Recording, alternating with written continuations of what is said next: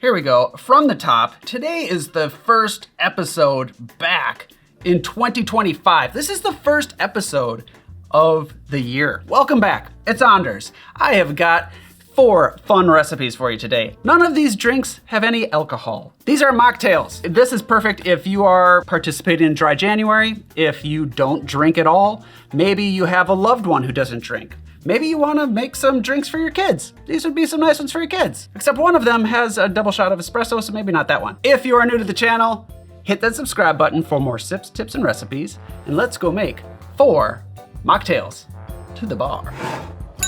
Number 1, the Pink Pearl. Now this is a classic. All the others are originals, but this one truly is old. It dates back to 1937. It was in the Cafe Royal cocktail book as a mocktail, no alcohol. It's not that I took an old recipe and removed the alcohol. This is how it was back then. All right, so to make this cocktail in a shaking tin, start with 1 egg white. If you're sensitive to egg white, you can substitute aquafaba, or you could omit it altogether, but that is gonna change the texture entirely. To that, add 3/4 of an ounce of grenadine. Very important that you use good grenadine. I'm using my grenadine in a bottle made in collaboration with Portland Syrups, linked below. Add 1.5 ounces of grapefruit juice and 1/2 ounce of fresh lemon juice. Give that a dry shake without any ice. Emulsify that egg for about 10 to 15 seconds, then add ice and give it a wet shake for about 10 seconds or so. Double strain into a chilled cocktail glass. This is gonna take a little time. There's gonna be a lot of foam here. Give it time, that foam will settle. Express grapefruit oil across the top and garnish it with a cherry. This is our little pearl. Doesn't say so in the recipe book, but this is how I like to garnish it. And there we have the Pink Pearl. Cheers, everyone. It's lip smacking. It's foamy, really light. You definitely get the grapefruit. You get this sharpness, almost like a bitter finish from the grapefruit, and then the tartness from the grenadine. The grenadine also gives it weight. A lot of times with mocktails, one of my problems with them is they're too thin. So you need to have different ways to give the cocktail a little bit of weight. And boy, let me tell you, good grenadine makes the cocktail. Bad grenadine will break it. Deep. Because this is an egg white cocktail, I don't like to let it sit for too long. Drink it while it's fluffy. So on to number 2. Now we are getting into my original mocktails. This one I am calling Blueberries for Sal. I just remembered that from when I was a kid. Any of you remember that book? It's kind of like a blueberry Moscow Mule minus the vodka. To make it, in a shaking tin, start with a good handful of blueberries. I'm talking like 15 to 20 blueberries.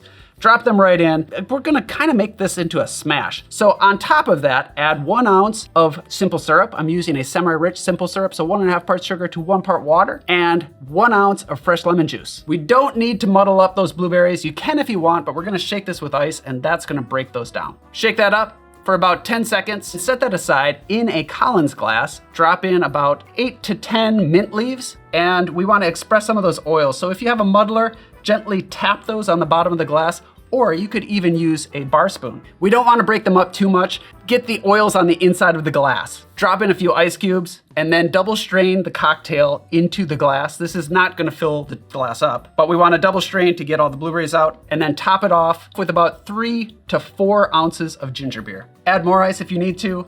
Garnish with a big sprig of mint, and give it a stir. Drop in a straw, and there is the Blueberries for Sal.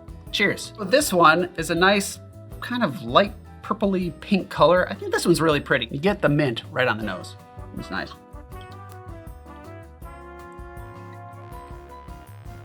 That's really good. It's very fresh, very lively. The ginger beer is spicy, and you get this fresh mint. It would be good with gin, it'd be good with vodka, of course, so if you wanted to, but it's not necessary. It's tasty without it. On to number 3. Number 3, the Cumulonimbus. I'm calling this the Cumulonimbus because it is like a little storm cloud. This is the drink that has a little espresso in it, so it is gonna give you a kick of caffeine. To make the Cumulonimbus in a shaking tin, start with 2 ounces of fresh espresso, 3/4 of an ounce of cinnamon syrup, 3 to 4 drops of orange blossom water. This stuff is pretty potent, so you don't want to go overboard, and 1 egg white. Again, substitute aquafaba if you are sensitive to egg whites. Give it a dry shake for about 15 seconds, add ice, and shake it up for about 10 seconds. Now, grab a chilled highball and pour in a splash of sparkling water, and double strain the cocktail on top of that.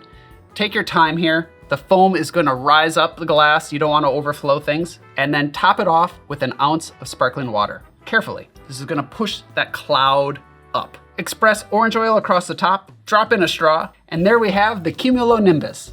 Cheers.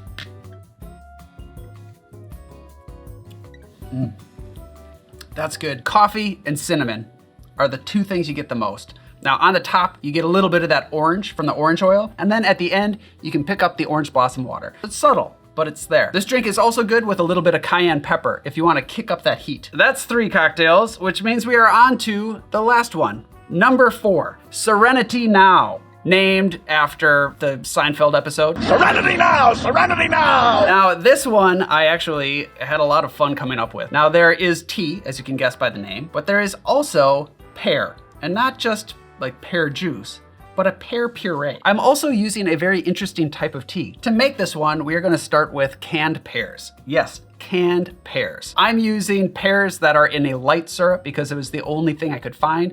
But if you use a different kind of canned pears, you may have to adjust the sweetness. Take the contents of the can and blitz it up. Everything, fruit, syrup, all of it. That gives us a nice pear puree. We will take 1 ounce of that pear puree. To that, add 3/4 of an ounce of that good grenadine, 1/2 an ounce of fresh lemon juice, and 2 ounces of roasted green tea, also called hojicha or hoji tea. You should be able to find this at most Asian markets. It's really good. It's great on its own. Also, it helps if that tea is chilled. Add ice and shake, double strain in a chilled cocktail glass, express lemon oil across the top, and garnish with the lemon peel. There we have the Sereni-Tea Now. Cheers.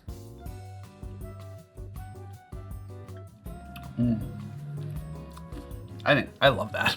I think that's really, really good. I had a lot of fun digging into this one and playing around with the texture. That puree gives me that weight that I want in a cocktail. Now, I will say that over time, those little pear particles are gonna start to separate. They're gonna wanna float to the top. So you're gonna see some separation happening. If you wanna mask that a little, you can serve it over crushed ice. However, you're probably gonna have to add more citrus and sugar to hold up to the dilution. As it is, right here, right now, I like it served up, and I really, really like the flavor. The roasted tea comes through, it holds up to the sweetness, to the citrus notes, and it's unlike any other drink I've had.